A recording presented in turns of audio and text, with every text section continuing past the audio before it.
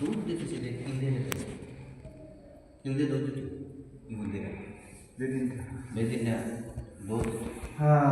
এখন আপনার Mecca Medina যায় বিভিন্ন মুসলিম দেখবেন এরকম মোটরটা লাগবে আর ওয়াশ করতে হবে। আমাদের বিভিন্ন এলাকায় এরকম আছে প্রদীপ সাহেব এরকম মোড়া একটা লাড়ি দিয়ে দাঁড়ায় দাঁড়িয়ে মধ্যে ভোট দেওয়া ওই যে অনেক সময় উঠে যে খিচেলে তোলা লাড়ি দেওয়া তাহলে মাসওয়ারা করতে কোনো বিষয়কে সামনে নিয়ে যখন পরামর্শ করবে মত বিনিময় করবে তখন গৌর হয়ে বসে যাতে সবার পিছন সাইডটা দেখতে পারে। আমরা দৌড় দেখলে লোক দেশে ফরাতে উচিত যেমন ফরাত সাইডও আবার আমার পিছন থেকে আবার ফরাতে দেয়। যখন কোনো ওয়াজ নসিহত বা কোনো তালিম তরবির সূরা কেরাতের মাসওয়ারা হবে তখন গোল ধরে বসা কাছে কাছে থাকাগুলা মানে এটা হচ্ছে সুন্নাত। জিনিসটা মনে রাখবেন। আল্লাহুম্মা সাল্লি আলা মুহাম্মাদিন নাবিয়্যিল উম্মিয়্যি ওয়া আলা আলিহি ওয়া আসহাবিহি ওয়া বারিক ওয়া সাল্লিম তাসলিমান কাসীরান কাসীরা। ইনশাআল্লাহ তাআলা আমরা আজকে তিরমিজি শরীফের একটা হাদিস আমরা পড়ব। এই হাদিসটা আবু দাউদ শরীফে আছে, ইবনে মাজাতেও আছে, ইবনে হিব্বানে আছে, নাসাই শরীফেও আছে। মোটামুটি অনেকগুলো হাদিসের কিতাবের ভিতরে আজকের এই হাদিসটা যেটা পড়ব এই হাদিসটা আছে। হাদিসটা হযরতে আব্দুল্লাহ ইবনে আমর রাদিয়াল্লাহু তাআলা আনহু বর্ণনা করেছেন যে রাসূল আকরাম সাল্লাল্লাহু আলাইহি ওয়াসাল্লাম ফরমায়াছেন যে কিয়ামতের দিন সাহেবে কোরআন ওয়ালাকে বলা হইবে কোরআন শরীফ পড়তে থাকো এবং বেহেশতে মর্যাদার স্তর সমূহে আহরণ করিয়া থাকো এবং থামিয়া থামিয়া পড়ো যেভাবে দুনিয়াতে থামিয়া থামিয়া পড়িতে। তোমার মর্যাদা উভয় হইবে যেখানে তুমি শেষ আয়াত পৌঁছাবে। এটা হলো হাদিসটা এবার একটু আস্তে ধীরে শোনেন। হাসরের ময়দানে যখন মুসলমান এবং বেঈমানের বিচার কার্য শেষ হয়ে যাবে, আয়োজন শেষ, যার ইমান ওলা সে ডানপন্থী, যারা ইমান হারা তারা বামপন্থী, যারা ইমান আছে তারা জান্নাতি, যাদের ইমান নেই তারা জাহান্নামী। বিচার কার্য শেষ করার পরে সবার জায়গা ডানপন্থী যারা তারা ডানপন্থী জায়গায় রাখবো, বামপন্থী যারা তাদেরকে জাহান্নামে টেনে নিয়ে যাবো। এবার মুসলমানের সাথে আলাপ আলোচনা। ইবল বাইরে বলবো, ইবল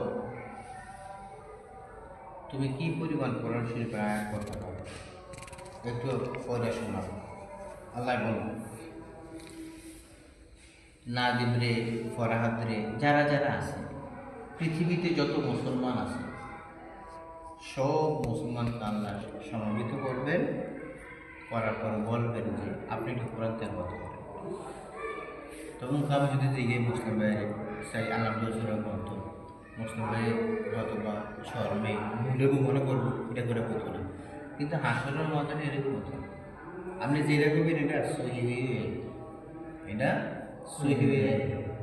সহিতে পুরলে যেরকম পোশাক সক্কা মোকা গাছ একবার পুরো প্লেন ছিটিয়ে বাড়ো, ঠিক এমনি মুখ দিয়ে বাইরে হবো যত দূরে পারেন আপনি এদের সহি বাইরে। তো ফরাদে বলবো যে আল্লাহ আমার কি দিবেন? তো আল্লাহ বলবো তুমি যতটা আয়াত মুখস্থ করতে পারবা এত তালা একটা বিল্ডিং তোমার দেওয়া হয়েছে। তো ফরহাদে যখন দেখবো যে আমি পড়তে আছি আর যে এদের বিল্ডিংয়ের একটা তালা বাড়তেছে বলে বাড়তে আছে, তখন তাড়াতাড়ি পড়ার চেষ্টা করো। তখন আল্লাহ বলবে যে তাড়াতাড়ি পড়ো না, আস্তে ধীরে নালে নিবিড়ে পড়ো, ভাঙ্গে ভাঙ্গে পড়ো, দুনিয়া যেভাবে পড়তা এভাবে পড়ো। যেমন আমাদের দেশে যখন আমরা পিছিয়ে পারি, এখন তো আমরা যারা বয়স হয়ে গেছে মোটামুটি তারা তো সেই আমেজ আর নেই, যখন আমরা তুফান সত্য আম আম বৈশাখ বা জ্যৈষ্ঠ মাসে একবারে যাইয়া কাছে বসে যখন ফাটছে বস্তা ফুরিয়া আমানের ব্যবস্থা করতে আছে, কেউ ডাকও দিত না, কিরে আজকে আমরা বাতাসে হারাইতেছে নিতেছে।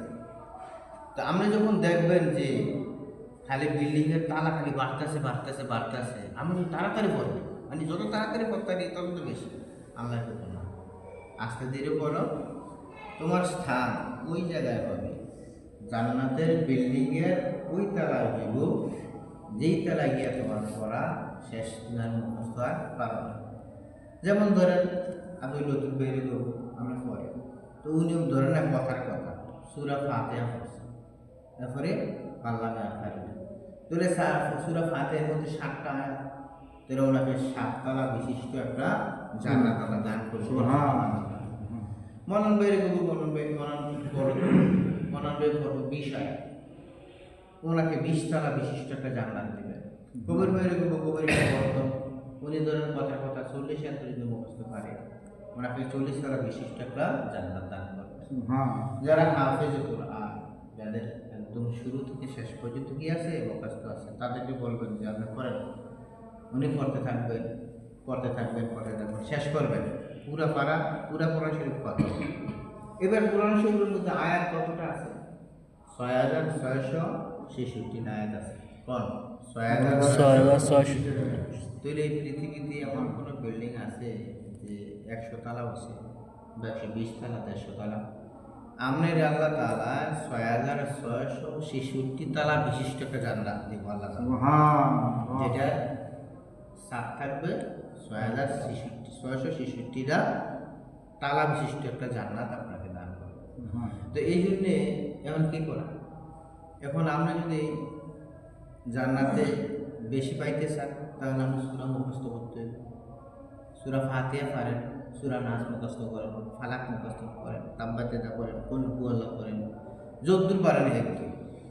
হাসরের ময়দানে একে অপরের সাথে হিংসামি করবে এই জন্যে যে একটা জান্নাতি ব্যক্তির খাটের জাজিমটারে মেলকে দিয়া আবার সাতটা ফালাইয়া হুরেরা এটারে বাস করবে।